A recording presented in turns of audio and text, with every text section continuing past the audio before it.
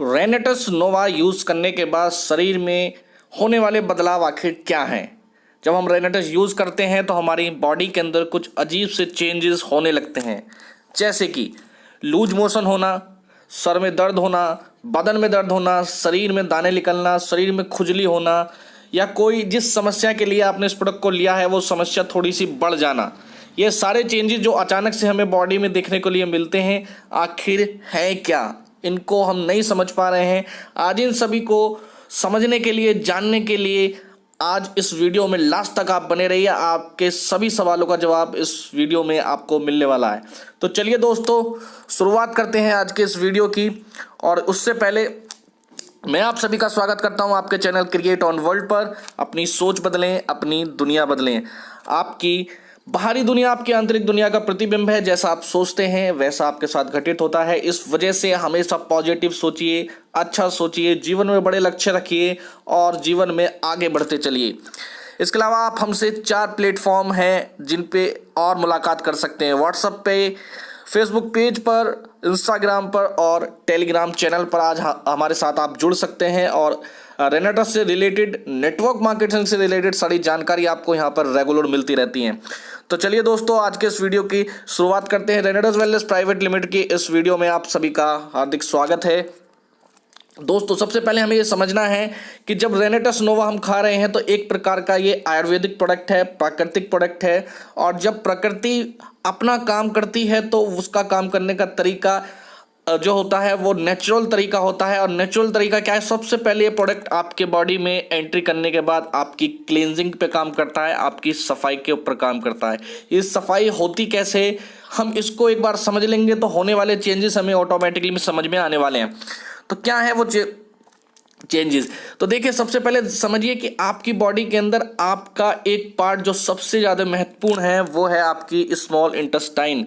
ये जो फिगर मैं आपके सामने दिखा रहा हूँ, इसमें देखिए यहाँ जो एरो आपको दिख रहा है ये हमारा पेट है, जहाँ पर जैसे ही आप फूड पाइप के द्वारा आपका खाना पहुँचता है, यहाँ पर इस वाले पोर्शन में खाने में कुछ एक्स्ट्रा पाचक रस मिल जाते हैं जो खाने को छोटे छोटे टुकड़ों में तोड़ने का काम करते हैं। एक प्रकार का यहाँ पर आपके खाने का ग्राइंडर होता है, जूस बनता है और वो सारा का सारा जूस जो है आपकी नेक्स्ट प्रोसेस में जाता है। वो नेक्स्ट प्रोसेस क्या है? आपका स्मॉल इंटेस्टाइन। ये जो आप देख रहे हैं येलो एरो जो आपको दिख रहा है, ये आपकी स्मॉल इंटेस्टाइन है। और पूरी बॉडी के अंदर सबसे महत्वपूर्ण काम है इस स्मॉल इंटेस्टाइन का। क्यों? क्योंकि ये आपकी बॉडी में काम करती है, आपके खाने से महत्वपूर्ण तत्वों को सोख कर सक कर लेती है और ब्लड के रास्ते अलग अलग ऑर्गन्स तक ये जो न्यूट्रिएंट है और ऑक्सीजन पहुंचाने का काम आपका ब्लड करता है। मैं आगे समझाऊंगा। नेक्स्ट हमारा जो बचा हुआ मटेरियल है, वेस्ट मटेरियल जो है वो लार्ज इंटेस्टाइन यानी रेड एरो में जो आपको दिख रहा है, इसके द्वारा आपके शरीर से बाहर निकल जाता है। अभी हम स्मॉल इंटेस्टाइन को ज़रा और डीपली समझते हैं। देखिए, अंदर से देखने में इस टाइप की होती है। जो आप देखेंगे आपकी स्मॉल इंटेस्टाइन जो होती है आपके लंबाई की लगभग 4.5 गुना ये लंबाई में होती है और इसके अंदर ही पूरा खाना जाता है। और अगर बायोलॉजिकल इसका फिगर देखेंगे तो आप देख पा रहे हैं यहाँ पर इस टाइप की कुछ इसमें छोटी छोटी विलाई होती है, इनको विलाई बोला जाता है। और यही वो विलाई हैं जो आपके खाने में से महत्वपूर्ण तत्व, पोषक आहार को सोखने का काम करती हैं। और इनके साइड में जो ब्लड फ्लो होता रहता है, उस ब्लड के अंदर आपकी वेन्स और आर्टरीज होती हैं जो आपके अलग अलग ऑर्गन्स तक आपके न्यूट्रिएंट पहुंचाने का काम करती हैं। ये जो ब्लड है, ब्लड का बड़ा महत्वपूर्ण रोल है। ब्लड कैसे काम करता है हमारी बॉडी के अंदर, देखिए इसको समझाता हूँ। उससे पहले समझिए, ये जो विलाई है, विलाई जो मैं आपके स्क्रीन पर दिखा रहा हूँ, इस विलाई को देखिए, अंदर से कुछ इस टाइप की होती हैं। अभी जो आप नंबर 1 पर जो अपना स्ट्रक्चर देख रहे हैं इस स्मॉल इंटेस्टाइन के अंदर का, वो ये है जब आप पैदा होते हैं तो इसके अंदर बिल्कुल ये क्लीन होती है, इसके अंदर किसी प्रकार की कोई गंदगी नहीं होती है। लेकिन जैसे जैसे हमारी एज बढ़ती है और हम बढ़ती हुई एज में अपनी बॉडी के अंदर वो सभी चीज़ें खाने लगते हैं जो हमारी जुबान को अच्छा लगता है, लेकिन हमारी बॉडी के लिए सारी चीज़ें उपयुक्त नहीं होती हैं। और धीरे धीरे जो सेकंड नंबर का फिगर देख रहे हैं, इस टाइप में हमारी इस विलाई में गंदगी जमना स्टार्ट हो जाती है। और ये गंदगी पूरी तरीके से सोच के रास्ते बाहर नहीं आ पाती है और ये इसके अंदर अटक के रह जाती है। और यही वो गंदगी है जो आपके अंदर एक प्रकार का डिस्टर्बेंस पैदा करती है, एक प्रकार की सड़न पैदा करती है। यही वो गंदगी है जो आपके पेट के पाचन क्रिया को डिस्टर्ब करती है, एसिडिटी बनाती है, और न जाने कौन कौन सी बीमारियां हैं जो सिर्फ और सिर्फ इस गंदगी के द्वारा जन्म लिया जाता है। थर्ड फेज में आप देख रहे हैं यहाँ पर, जैसे ही आप इस प्रोडक्ट को खाना स्टार्ट करेंगे तो थर्ड फेज में हमारा ये प्रोडक्ट सबसे पहले इस गंदगी को निकालने का काम करते हैं। कहा जाता है कि डॉक्टर बताते हैं कि कभी कभी जब किसी की स्मॉल इंटेस्टाइन बहुत ज़्यादा बस्ट हो जाती है, यानी कि उसके अंदर बहुत ज़्यादा गंदगी जम जाती है, तो वो इतनी ज़्यादा हार्ड हो जाती है कि एक सर्जिकल ब्लेड से भी वो नहीं कटती है। तो सोचिए कि इसके अंदर कितना बड़ा जो आपका फेज है आपके पेट के अंदर चल रहा होता है। इसको समझिए, इसको और थोड़ा समझते हैं। देखिए, ये जो मैं समझा रहा था अभी, ये जो गंदगी है ये वाली, ये आपकी इन विलाई के अंदर, स्मॉल इंटेस्टाइन के अंदर बिल्कुल फंस के चली जाती है। अब ये इसके साइड के अंदर ये ब्लड फ्लो होता रहता है, ये ब्लड एक ट्रांसमिशन का काम करता है।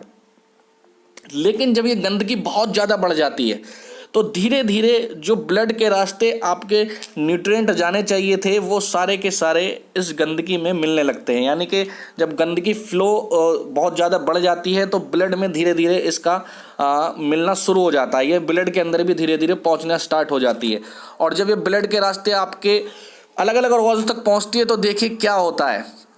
सबसे पहले जब आपकी बॉडी के अंदर इसकी क्वांटिटी ज़्यादा हो जाती है तो नॉर्मली ये आपकी स्मॉल इंटेस्टाइन दिख रही है आपकी स्क्रीन पर, ये देखिए पहले नंबर पे ए पर देखिए ये इस तरह की होती है। लेकिन और ज़्यादा जब इसमें गंदगी बढ़ जाती है तो यहाँ देखिए बी में क्या हाल होता है और सी में ये एक तरह का इसके अंदर अल्सर बन जाता है। अब देखिए हमारा जो ब्लड है वो एक तरह का बस ट्रांसमिशन की तरह काम करता है। जैसे एक बस है, अलग अलग स्टेशन से सवारियों को उठाती है और अलग अलग डेस्टिनेशन पर उन सवारियों को छोड़ती हुई चली जाती है।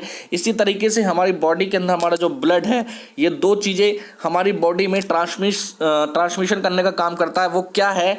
Nutrient and oxygen. जब आप जो खाना आप खा रहे हैं उस खाने के अंदर जो महत्वपूर्ण तत्व है, एक तो ब्लड के रास्ते वो जाते हैं, दूसरा आप जो सांस ले रहे हैं उसके अंदर जो ऑक्सीजन है वो ऑक्सीजन इस ब्लड के रास्ते ट्रांसफर होती है आपके अलग अलग ऑर्गन्स तक।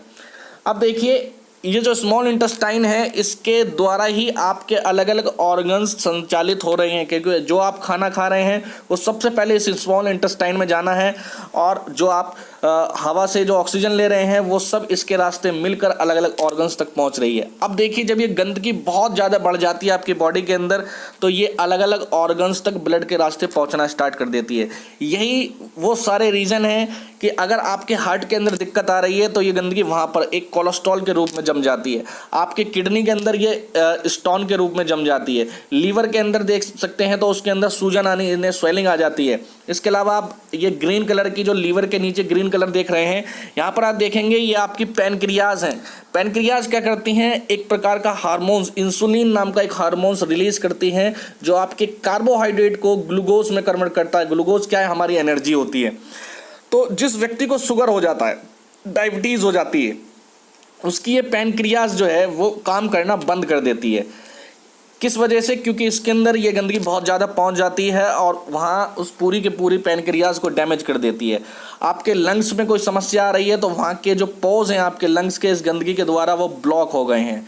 इस तरीके से आपके माइंड में अगर कोई प्रॉब्लम आ रही है तो गंदगी वहाँ तक भी पहुँची है। तो यानी ये गंदगी है क्या? ये सारी की सारी चीज़ें आपकी टॉक्सिन है जो हम डेली बेस पर खाना खा रहे हैं, जो हमारी बॉडी के अंदर पॉल्यूशन जा रहा है या ऐसी कुछ अनवांटेड हम चीज़ें खा रहे हैं जो हमारी बॉडी के लिए उपयुक्त नहीं है, वो सब ब्लड के रास्ते आपके फ्लो होने लगती है अलग अलग ऑर्गन्स तक और वो सारी की सारी आपके सारे शरीर को ये अपने कंट्रोल में ले लेती है। और ये क्या है? एक प्रकार के बैड बैक्टीरियाज हैं जो जन्म लेने लगते हैं, पनपने लगते हैं और जब इनकी संख्या एक पर्टिकुलर जगह पर बहुत ज़्यादा हो जाती है तो ये उस पूरे एरिया को डैमेज करना स्टार्ट कर देते हैं, तेज़ी से डैमेज करते हैं और वही एक कैंसर का रूप भी ले लेता है। तो दोस्तों उम्मीद करता हूँ कि ये चीज़ आपको समझ में आई होगी। अब बात आती है कि हमारी बॉडी में जो चेंजेस आते हैं वो होते कैसे हैं। देखिए जब ये प्रोडक्ट आपकी बॉडी में जाएगा तो ये सफाई का काम करता है।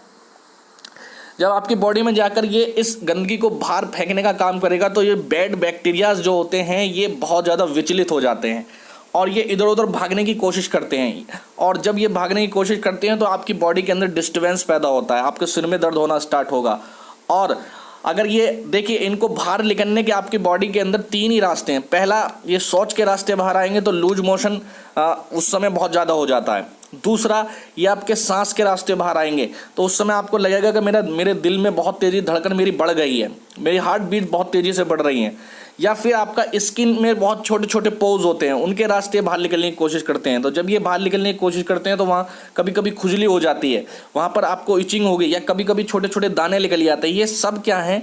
ये सब इसी का रूप है। तो ऐसी स्थिति जब भी आपको लगे या और भी कुछ भी चेंजेस आएँ या आपके कोई और प्रॉब्लम बढ़ने लगे तो उसमें आपको घबराना नहीं है। आप ये समझिए कि आपकी बॉडी की क्लींजिंग हो रही है, और ये जब जितनी तेज़ी से काम करेगा उतनी तेज़ी से आपकी क्लींजिंग होगी।